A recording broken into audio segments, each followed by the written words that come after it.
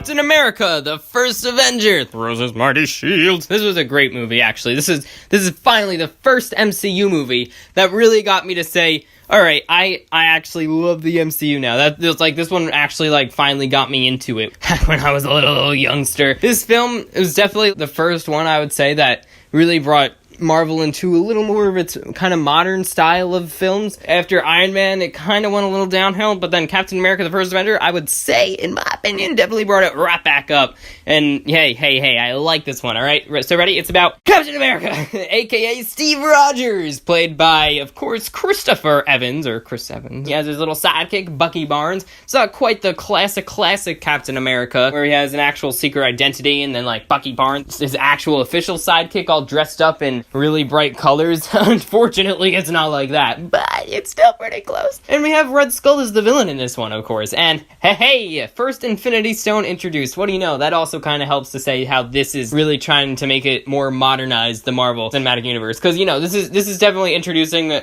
kind of the style that we still even see in the MCU to today. So, of course, you could connect that to the fact that there's an Infinity Stone there. So now there's Infinity Stones all over the MCU. So, of course, the Infinity Stone I'm talking about is the Tesseract, which we didn't know it was an Infinity Stone at the time. But, hey, it sucked up Red Skull or something. He might still be alive. That's actually great to know. So is Captain America. He died at the end, too, right? And he used to live. He lived. And also Bucky died.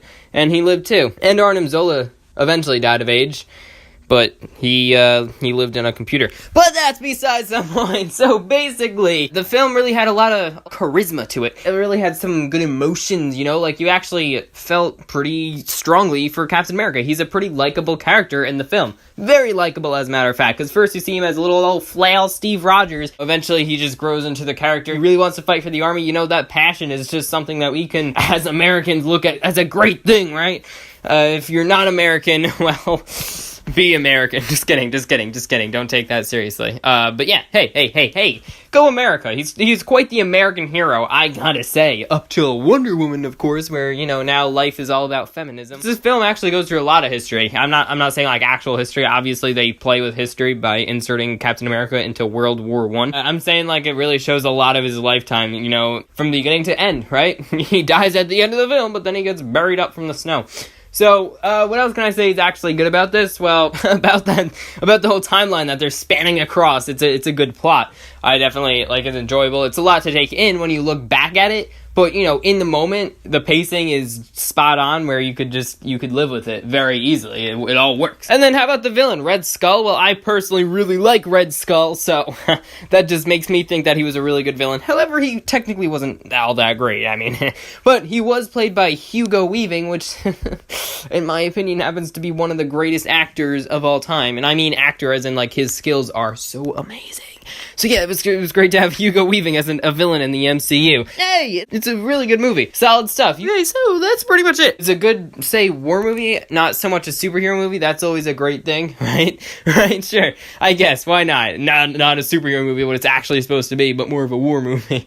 No, because that's what he's actually supposed to be, a war hero, right? Alright, so that all being said, this is going to rank probably, well, I personally liked it, yes, better than Iron Man, alright? So that makes our updated ranking from bottom to top. The Incredible Hulk, Iron Man 2, Thor, Iron Man, Captain America, the First Avenger. Alright, so that's it. Next up we have, Avengers! Yes, that's gonna be a big deal, right? Alright, so that'll be said. Thank you very much for watching. Please remember to like, comment, and subscribe, and stay tuned for lots more videos coming real soon. Bye!